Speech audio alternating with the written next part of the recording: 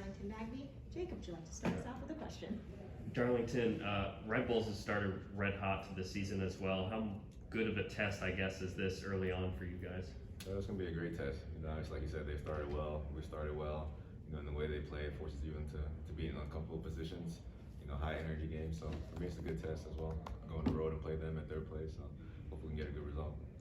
As one of the leaders in this locker room, and you see rumors pop up all the time, this one specifically about Gyasi and just openness to trading him. How do you choose to kind of address that? I know all of you probably understand that this stuff happens all the time, and you've been traded a couple times. I'm just curious how you choose to kind of address that, if at all.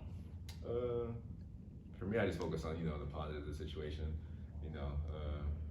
For me, G is a great player, one of the top strikers in the league. So I just try to tell him, hey, continue to do what you're doing in training.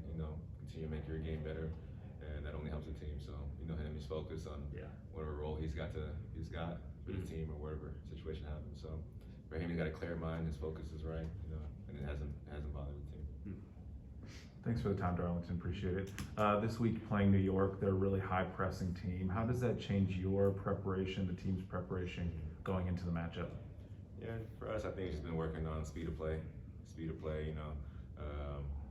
do go long, being able to fight, win those second balls, and then being able to again an attack off of that. At the same time, being aware of them going long, make sure defensively we're in good positions, pick up second balls. But I think second ball is just a huge part of this game. And also, in terms of rivalry, the Crew obviously have Cincinnati, their geographical rival. It's big on the field. But playing against New York, so far this season, looks like competitively a rival in the Eastern Conference. What does that bring any more emotion to the game? Does that bring any more excitement to play them this weekend? I wouldn't say so. Not me personally. Like you said, Cincy's the big rivalry game. But besides them, I look at New York as just another top team. It's in our way of achieving our goals that we prepare for. So for me, just another game, a big game. Good night, Chris. Darlington, thanks for your time. Coach talked about how there had to be some tactical adjustments in Saturday's game. Not really knowing whether the Red Bulls will come out with 3 in the back, 5 or 4.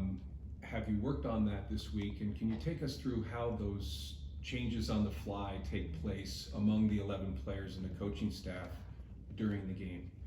I wouldn't say so much on the fly. I think they prepare us during the week for both systems that we could potentially play against. So I think it's just a kickoff start, kind of see what they're doing, how they're shaped up, and then we'll go from there. Obviously depending on the system that they're shaped in, we'll approach it how we prepare. But I think the coaches they do a great job of getting us prepared for all these scenarios. And then credit to the team for executing them. Yeah. Darlington, just how much, I guess, this week have you seen improvement defending set pieces? Obviously, that's got to be probably the #1 talking point so far amongst you guys when you go over film. Yeah, definitely worked on it today. Obviously, with the goals that we've given up defensively during run and play, I think we've been great. Just set pieces. It's just moments. I think we had a bunch of set pieces against Toronto, but it was just that one that we gave up the goal on. So I think for us, it's just continue to increase the focus during these moments. I don't think it's anything too specific or so far that we have to worry about, but history shows that we've been good on them since I've been here, at least. I think since Caleb's been here, so continue to be in that direction. When you look at those 3 goals that have been allowed, is it maybe a mix of things, but more so like missed assignments or just kind of a lack of awareness or attention to what's kind of going on?